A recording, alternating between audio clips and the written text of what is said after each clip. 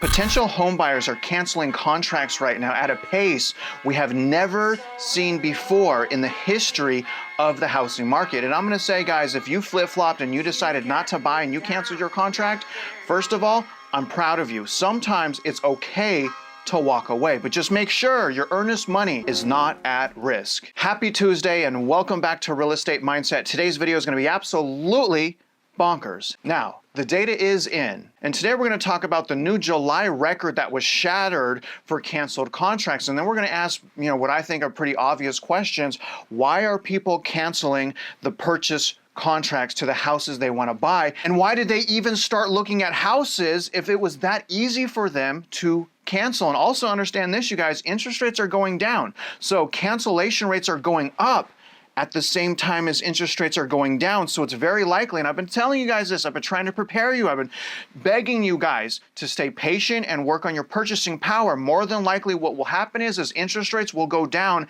at the same time as prices going down, and that's exactly what's happened so far starting in July of 2024. Now, regardless, you guys, a Redfin article came out yesterday highlighting a couple data points that I think is important. Now, the name of the article is Existing Home Sales Rose 0.6% last month, but we're at the lowest level July on record, and that's because the housing market right now is an absolute dumpster fire. There's a golden handcuff effect going on right now, and what will happen is depending on what the rates go to, there will be a flood of sellers, not 100% sure how many, but there will be millions of sellers that will sell their house when rates go low enough for them to afford that. Again, that's called golden handcuff effect, and it's still there. These people are still locked into their houses. But going back into the article, home prices were 0.7% below their record high. So home prices are going down. There's more proof right there. But look at that last bullet point, nearly 60,000. That's a lot. Home purchase agreements were canceled, so 16% of transactions were canceled in July. Holy smokes, comment below. I mean, don't you guys think that's a lot of canceled contracts? I wonder how many of those people got their earnest money back. Your earnest money is generally money you put down to basically tell the seller, I'm serious about this, and if I cancel the contract, you can have this money back. Now, obviously, there's ways to protect your earnest money. That's really where a good realtor and a good loan officer come in. They can help navigate you through that process generally. To visualize how bad sales are, take a look at this graph from Redfin. Now, you guys can see annualized for July of 2024, we're at 4.1 million sales. Now, obviously, guys, I went on Jason Walter's channel in December and I said, we're probably going to be under 4 million sales, probably more like 3.5 million sales. Keep your eye on that because it's starting to look like we actually will have less than 4 million sales. Why is that a big deal? I mean, look at going back into history, look at how low we are for home sales, which means to me, this is a chart that we can look at to kind of guess and get an idea of how many people are on the sidelines wanting to sell. You guys, there's millions of people right now that would sell if they could afford to. Also, what I'm saying is some of these people may not have a choice. Life may be so unaffordable that they have no choice but to sell their house and cash in on equity, again, unless they purchase after 2022. Take a look at this chart as far as the cancellations. This is the home purchases. Home purchases fell through at the highest July rate on record. And again, you guys, this is for July, highest on record. This goes back to 2017, but this is telling us that buyers are not strong buyers right now. If they're flip-flopping again so easily, they shouldn't be purchasing real estate. If you're going to purchase real estate, you better go in with strong fundamentals and you better go in understanding what you're getting yourself into and understand you may be locked into that house 10, 15 years, and also understand that you may be able to get that same house 2 years later for 15, 20% lower, while also having a lower mortgage payment and interest rate. But either way, take a look at this, guys. We're at 15.8. Last year, we're at 14.7. But I really want you guys to look at left of 2023. I mean, look at what the normal market is. The normal market is right under 12%. You guys could really see once we were past mid-year of 2022, that's when the housing market turmoil really exploded. So not only do we have record low sales, the sales that we do have, these buyers are barely agreeing to close. And again, that's happened after quantitative tightening. And these are the people that are purchasing right here that you guys can see that are smart. It's the other percentage of people that are now stuck in their houses with generally without an ability to sell and without an ability to refinance, without having to come to the table with potentially hundreds of thousands of dollars. Let's ask the question, why are people canceling their purchase contracts, and I want to believe it's because people are getting smart. But what I'm going to look at today, you guys, is all of the expenses of owning a house that are adjustable. Remember, if you get a fixed rate mortgage, the only thing that's fixed is your principal and your interest. Right now, we have a horrible crisis going on with property taxes, homeowners insurance assessment, and property insurance as well. All of those things are absolutely blindsiding some people, and I want to show you, if you buy right now, what you're really getting yourself into. We'll also look at PE ratio and payment to income ratio, but before I absolutely tear up the markets, because I also want you guys to realize that normally I'm bullish on the housing market. I've only been bearish for about 2 years, and I want to acknowledge as well the good things. Generally, there are good things about owning real estate, okay? Generally, there's 2 things, okay? We'll sum this down. Number 1, generally you get a tax deduction from the interest if you exceed the standard deduction, and number 2, you get future equity. So you get tax deduction usually and future equity. If those things aren't there, and that tax deduction is not worth the gap it takes to rent versus own, then it's not even a benefit to begin with. And here's the other thing. People are starting to figure out that home values really aren't going up after all. Let's start with homeowners insurance. The average annual cost of homeowners insurance in 2024 is now $2,522. But when we go back to 2021, when things were way more affordable, I mean, the housing market was just so much more affordable. But back then, in order to get a house, you had to go through bidding wars, appraisal gaps, waiving contingencies. It was horrible. But in 2021, the average homeowners insurance was only $1,984. Homeowners insurance and this is just on average. In states like where I'm at in the Panhandle, it is way worse. If you're going to purchase a house, understand, okay, that your homeowner's insurance generally goes up, property taxes, HOA, and maintenance. It's not just your mortgage. It is not easy to own a house if you're strapped for cash and the government's doing quantitative tightening. Couple key takeaways that I want to go over with insurance. Now, Florida homeowners pay the most for homeowner insurance with an average annual rate in 2023. Sit down for this, guys. $10,996. Think about that. Think about paying $11,000, and that's just on average. Think about paying $11,000 or $1,000 a month just for homeowners insurance. You guys want to buy yet? You guys interested in being a homeowner? Or are you happy renting? Let's keep going. That's expected to increase by 7% in 2024 to almost $12,000. Now, the state with the second highest insurance is Louisiana, again in the Panhandle. And this is really horrible because Louisiana's already taken a massive hit for home prices, but this is more than their taxes. Their insurance is more than their taxes, sitting at $6,354. That's absolutely horrendous, you guys. You never really own the house. Even if you pay off the house, you don't pay your taxes, the state will take away your house. You guys want to own a home yet? When I pull up the map here, you guys can see, again, the Panhandle has it the worst. Texas, Louisiana, Mississippi, Alabama, Florida, but also Oklahoma. California's catching up. Arizona's catching up. East Coast a little bit, still a little bit light on the west, northwest, still a little bit light on the East Coast as well. But again, you guys, if you're in the Panhandle, like I'm in the Panhandle, you are getting ravaged by homeowners insurance. And not only are we getting ravaged by homeowners insurance, it seems like every other week a homeowners insurance company leaves our entire state.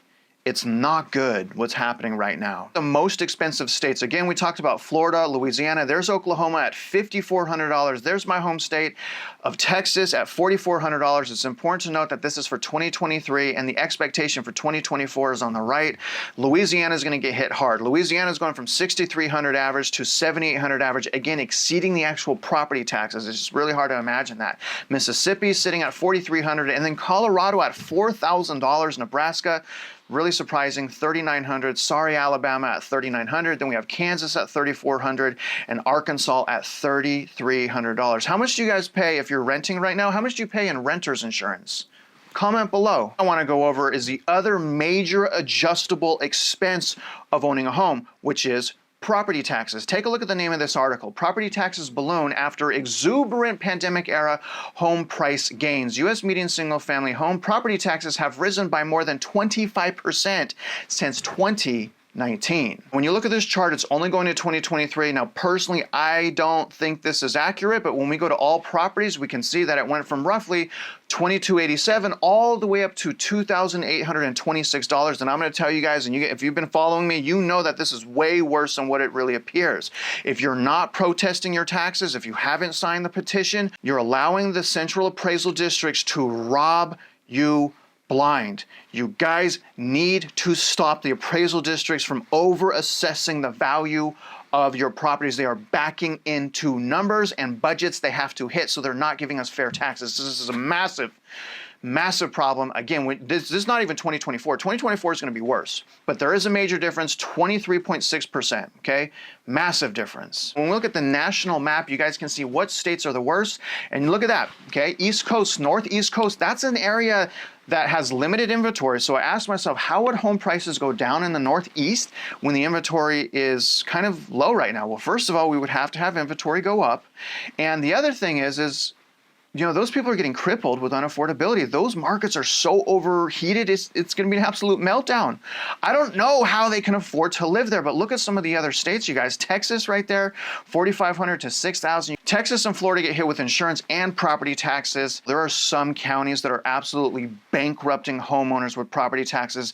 This is something that can absolutely blindside you. And all the things I've gone over so far, and I'm about to go over, understand if you're on a fixed income, like if there's someone on Social Security income, how can they afford these increases? Comment below. How can they afford these increases? The other thing about the corruption, take a look at this, you guys. The school districts and the counties are absolutely broke, yet the state and property tax revenue is off the chart. So I asked the question, how? How could you have record-breaking revenue and still be broke? I don't understand that. Do you guys want to be a homeowner yet? Let's now talk about HOA assessments. There's an absolute crisis going on right now, especially in places like Florida, also in New York, but especially in places like Florida. And I'm going to sum up what's going on in Florida with just reading the name of this article, which is South Florida condo owners are dumping their homes after getting slapped with a 6-figure HOA special assessment. Imagine this for a second. Imagine owning a condo in Florida and paying off your whole mortgage, okay? You're on a fixed income, you retired there, and all of a sudden you get a bill for $250,000 because your HOA messed up and the insurance is now a lot higher on your building. Think about that, you guys. That's going to bankrupt people, and these are generally the people the highest risk because they're on fixed income and retired. HOAs right now, massive problems and crisis going on in Florida and other areas as well. But what I'm trying to say is if you do get a townhouse, a condo, a PUD, whatever it is, make sure you understand what's going on with the HOA and make sure to check if they have any active lawsuits. We just went over adjustable things, but another reason why people are canceling in massive flocks is because the national payment to income ratio. Take a look at this, guys. This is updated up until May, so it's actually a little bit different now, but right now we are sitting at 35.9% of your income going to paying your mortgage, and that does not include what I just went over, which is property taxes, homeowners insurance, or HOA. That's right, that 35.9% not only is not including those things, it's also going off of gross income, including a 20% down payment, which means that number right there is much worse for everyone. If you have property taxes on homeowners insurance or an HOA, it's much worse than that. And I want to bring your attention to where we were at during the GFC, sitting at 33.9%. Now, if you guys go back into the mid 70s and early 80s, you see that the national payment to income ratio was actually higher. And people make this argument all the time, and there's merit to this. They're like, we think what's going to happen in this housing market, same thing in the 70s and 80s when there was an inflation battle. Eventually home prices will sustain, okay? And you can kind of see that looking at the national payment to income ratio. But what I try to explain to people is the payment is just to confuse you. What really matters is the price. Take a look. When we look at the home price to median household income ratio, we have never been this high. And I've highlighted the mid 70s on the bottom left. to the mid 80s. And you guys see the payments were high, took a lot of income, but people could afford it because they were making so much money. Wage growth back then was flourishing. Consumers were strong, as was purchasing power. Right now, we can't even handle 6% interest rates. Back then, they were handling 18% interest rates and had assumable mortgages. We don't have that right. Assumable mortgages on conventional. We don't have that right now. We're sitting at 7.73 years of income to pay off your house. That has never been this high. It is disgustingly high right now because, again, you guys, prices exploded. Meanwhile, income did not. In conclusion, here's what I want to say. Once again, if you walked away, I'm proud of you. I have to be careful saying this, but it's potentially better to walk away and lose a little bit of your earnest money than be locked into a depreciating asset that costs you half of your gross income to afford.